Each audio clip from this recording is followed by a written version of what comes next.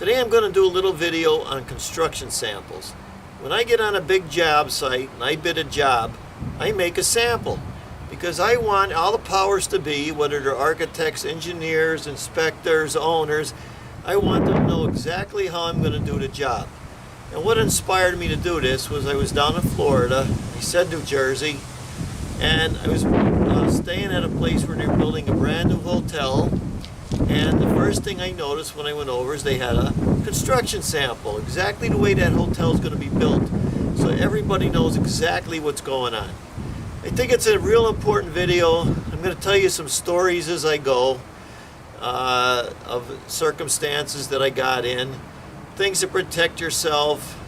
For young guys, I see a lot of guys go in and tell people, well, I'm just going to do this job, and the people go, I didn't expect that. People want to see what you're doing, so that's what this video is about. So here we go. We're going to go look at the hotel first. And I want to show you a sample of the way things are built. If you're going to do a big construction job, this is what it's like. Right here they laid the block work. And you can see the block, and they covered the block with some kind of sealer. Down here below they got a ledge. Then we go over here and we see the way they put the styrofoam on, the way they put the mesh on, their bottom coat and their upper coat of stucco. And that's a sample. That's the way the building goes. It shows it right up in here. Now it shows the way they put the window in, and they seal the window from leaking. So when you're on a big construction job, they usually ask for a sample, and you know exactly the way it's going to be built. There's the stucco that goes around the window. Everybody agrees to it. Perfect. So that was the first type of sample we looked at. That's for a big hotel or something. When you get on a job, you want to make sure everybody knows exactly what you're doing, because you don't want them to come around and say, you didn't say that. I didn't know you were going to do it that way. I put this next sample up. It's a block and brick building. Before we started, the footer, the blocks, the brickwork, everybody came on that job. I marched them over there and I showed them that sample. The roofer, the plumbers, everybody. I kept a logbook of everything I did, and my video is basically a logbook. When you know, at the very end of the job, I got a call and the roofer said, I didn't know you were going to do that. I said, I showed you the sample. You were there when I showed it to you. So it's just a way to protect yourself. You're not out to screw anybody. You just want to make everybody know what you're doing. And so we're going to show you that second type of sample when I did the block and brick job. And we're lucky because Honest Mike's going to come down later. And he was in business all these years, and he's going to give you some good advice about doing business. Now here's an example of a sample I put up months ago before we started that building. Then everybody knew exactly where my footer's going to go. They know my blocks, the brick, they got the styrofoam, they got the 12-inch. When the roofer came, he knew what to do. The welder for the beams. Anytime I have a sample, I bring everybody over to the sample. I leave it till the end of the job so everybody's on the same page. So this is another example of a sample. So I kept that block and brick sample right till the end of the job. 2 people took it down. I went, I put it right back up, and I had pictures of me finishing that building when that sample was there from the beginning to the end. So everybody could say, oh, I didn't see the sample. It happens. So now we're going to talk about this, how I would prepare a sample. I'm going to tell you a couple stories. And you can see it's windy today, you would figure that. This is a stucco sample, that's a stucco sample. These are brick samples. There's a lot of different types of samples. We're going to talk a little bit more about that. So here we go. I'm going to show you how I put this sample together. Now the first thing for the sample is I'm using some black paper, regular roofing paper. I'm going to put it up for my sample. I'm going to get my second piece up here. Now, the next thing I'm going to do is put on the wire lat. I already pre-cut it. So now I got that in. I'm showing my 2 roofing papers, and I'm showing my wire mesh. Now we got some cement, and we're gonna put a little coat of that on here. Exactly how I'm gonna do it. People ask me, Mike, Why do you want to put a sample up? Well, I don't want to do it all the time, but I'll take you back to a little instance where I was working on this job and it was 95% done. So all of a sudden they started all this, you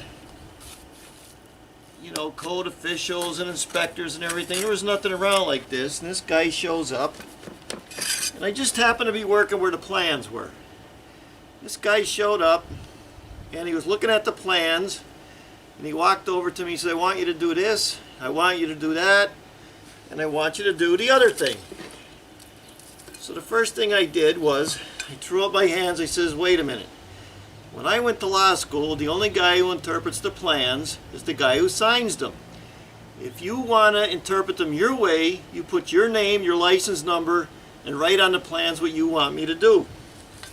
Well, the guy looked at me, and he looked at the plans, and then he looked at me again, and he looked at the plans, and he said, you're doing a good job, and he ran down the road. I never seen him again. So the point is, I don't want to get in those experiences. What I want to do is have everything set up beforehand, so anybody wants to say anything, they have to do it before the job starts. If they don't like the way I do it, then I don't take the job. So just the way things are going, I thought I'd pass that on, and I hope I said it with love, of course, but that's it. Just like if we're doing a patio or stick on stone, the same thing. Then you know what you're dealing with before you start. Some people just go and they try to tackle the project right on. You can't do that. So this is it. This is that sample. Here's my 2 sheets of black paper, the plywood, the nails, the wire mesh, the base coat, the rocks, the roping, how that goes on. Anybody comes on the job, that's the way it is. That's the way I planned it. They can't say anything. You have to do that nowadays. It's not a handshake like it was years ago. I used to show people pictures, or I take them on the job. I'll show you that now. So I hope you get the idea. What I'm trying to stress is people have to know exactly what you're doing, and if you take them through every stage at a time, 99% of the time, you're never going to have a problem. And we're here with Honest Mike today. Honest Mike has been a businessman for years. Honest Mike, what's the first thing we should know when we're dealing with people? Remember, every thief thinks he's getting robbed. Every thief thinks he's getting robbed. Thank you, Honest Mike. You're welcome. So years ago, I used to just show people before I'd put the sample up exactly what they were getting. Here's right there. The guy wanted to see that fireplace before I put it on the wall. He maybe laid the whole thing out dry, and he wanted to look at it before I put it on the wall. I'm going to finish up this video because a lot of people ask me about getting permits and dealing with inspectors and code officials and everything. So I'm just going to give you the way I do it, because I can't tell you how to do it. I'm just going to show you the way I do it in northeastern Pennsylvania. When I was a kid, I was born in the early 50s, so there was no such thing as zoning or code officials or inspectors or licensing or this or insurances or none of that stuff. This is all like a modern day age kind of thing. So what I do is, since they started this stuff, and within the last 20 years they came out with a code book. Maybe the bigger cities had it, but around here we have 66 different municipalities, and they're only maybe a mile and a half long. So you got to deal with a lot of different people, a lot of different ways. So if you ever get the code book, you always go to the intent. It says the International Building Code. I don't think they use it in Afghanistan. So here's what it says. The purpose of the code is to establish the minimum requirements to safeguard the public health, safety, and general welfare, and it tells you how.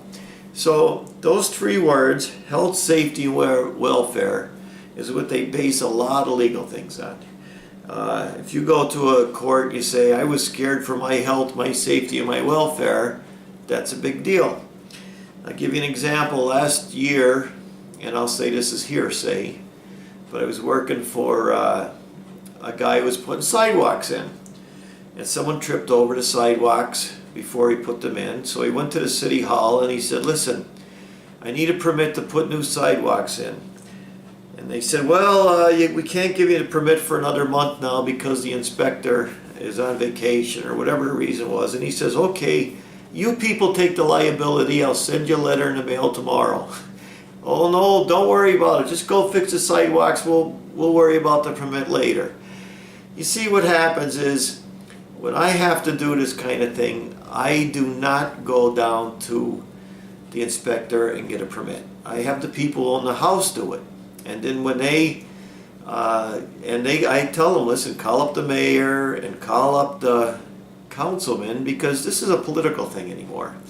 And tell them you want to get a permit and ask them if you're going to have any problems. If you don't know them, get someone who does know them, and then call up the inspector and says, yeah, the mayor told me I'm not going to have no problems. And then what happens is I'll tell the people, after you get the permit, let you, me, the inspector, and everybody else involved have a meeting before we start the project. And I'll just give you an example. I keep a logbook and all my stuff, what day I started, what day the inspector was there. And when we met with the inspector that day, this is the real thing. I don't think you could see it because I made copies. I stood there right there with the inspector and I asked him all these questions. I says, how big is the steps? And I wrote them down in front of him. I made 3 copies. And how big is this? How many rods? How far do you do this? I wrote everything down. Is there any other things I need to do? No. I gave him my little set of plans. He said sign them. So I signed them and I gave them to the inspector. And I said to the inspector, well, sign mine. And he wouldn't sign them because it's a liability thing. So what I do to protect myself is put everything I possibly can in writing and have all the witnesses there to make sure that this project goes exactly the way I want it to go. I don't want to say this derogatively, but like I said, I'm from the 50s. I'm in my 60s now. I've seen all this stuff going on.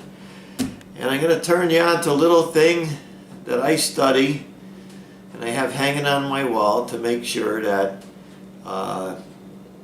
when I'm dealing with someone, I'm not dealing them in bad faith. So hang this on your wall and ask yourself all the time, am I being this kind of person?